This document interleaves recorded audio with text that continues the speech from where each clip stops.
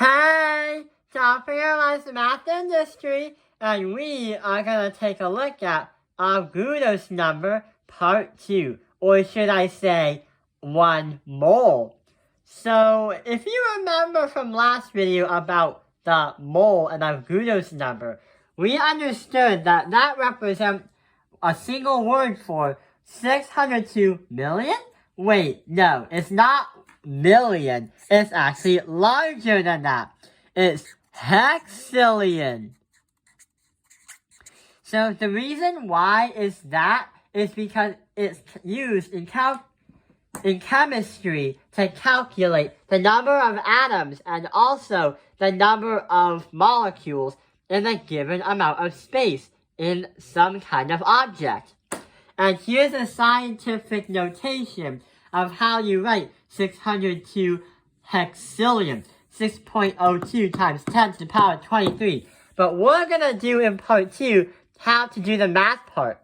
So we're going to go straight into a problem and see what happens. So here's an example. How many copper atoms are in 0.50 moles of copper?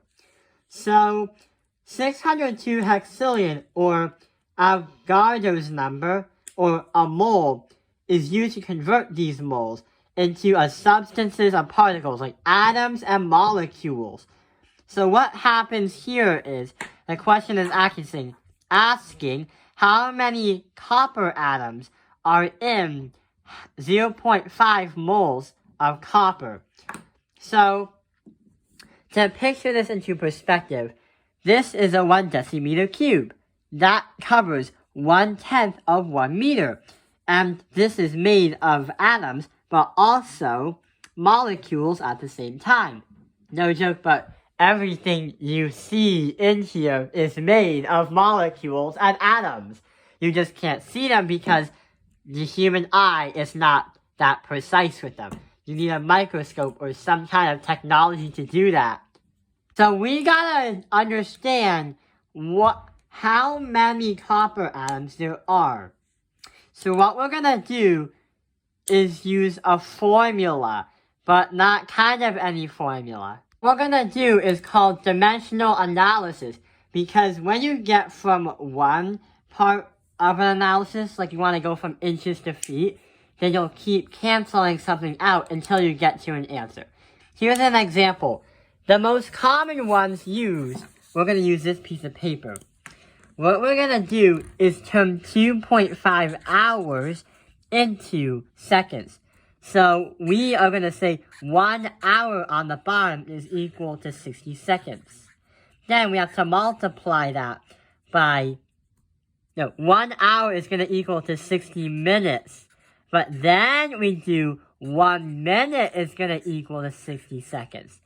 When we cancel out the hours and cancel out the minutes, and do the math, 2.5 times 60, and then we do all that, we will gonna get an answer of 9,000 seconds in 2.5 hours. So we're gonna do that same kind of formula, or that same kind of dimensional analysis in this example. So let's start. We're gonna put 0.50 moles right in the beginning, because that is the thing that we're starting out with. Going into the whole, this part, and also that part, we're gonna say that 1 mole is gonna be equal to 6.02 times 10 to the 23rd power as a numerical value. So we have to multiply everything by 1 mole. The reason why is when we cancel each other's out, we'll just have numbers and drive us to our answer. So we have to do 6.02 times 10 to the power 23. Then, when we do that, these cancel out. Multiply that with that, and divide this by that. And the answer is going to give you 3.0 times 10 to the power of 23 Cu atoms, or copper atoms. That is how many atoms there are and 0.5 moles of copper. Sometimes we have to do things the other way around. Instead of calculating how many atoms or molecules there are, sometimes you have to turn them back into moles. Sometimes, instead of finding how many atoms there are in some kind of object, sometimes you have to find how many moles there are. So we kind of have to go back to where we started, but we have to do it the math version. So we have to do it with mathematics. So we're going to start with 2.5 times 10 to the 24th power. So we're going to get 2.5 times 10 to the 24th power, because that is our starting position. Then we have to multiply that by our first value. So we somehow need to get back to moles. So we're going to say 1 mole on the top, and then put 0.62 times 10 to the 23rd. The reason why we do that is we're trying to find how many moles there are. Therefore, our answer is going to appear on the top side of the numerator, or the top side of the problem.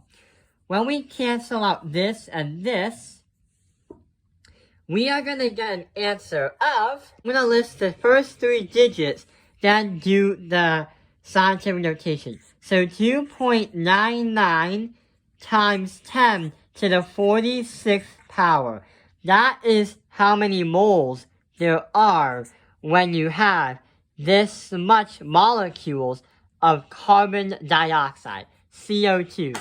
So that is what we did. We were using molecules instead of atoms this time, and instead, this many molecules is going to be this many moles right here, 4 molecules. So that is how many moles there are in this much moles of molecules of CO2. And now we're done with that problem, but I'm going to give you a challenge problem.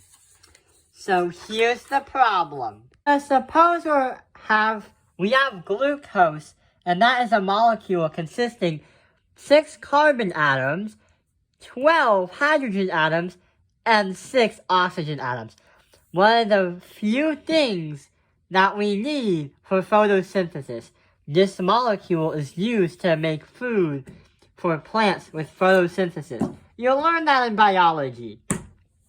So, one molecule of glucose is going to have 6 carbons, 12 hydrogens, and 6 oxygens. What we're going to do is find out how many moles or how many atoms there are in a certain oxygen atom, like 6 atoms of oxygen. So that brings us to another question.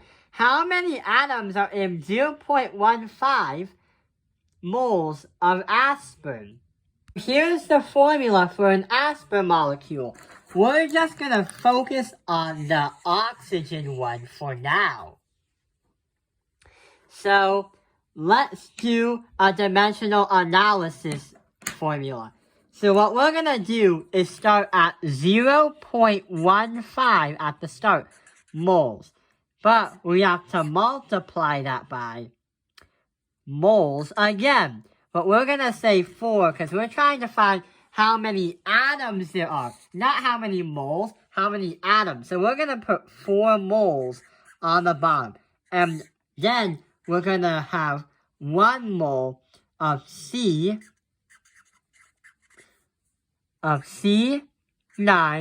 H8, and O4 for aspirin.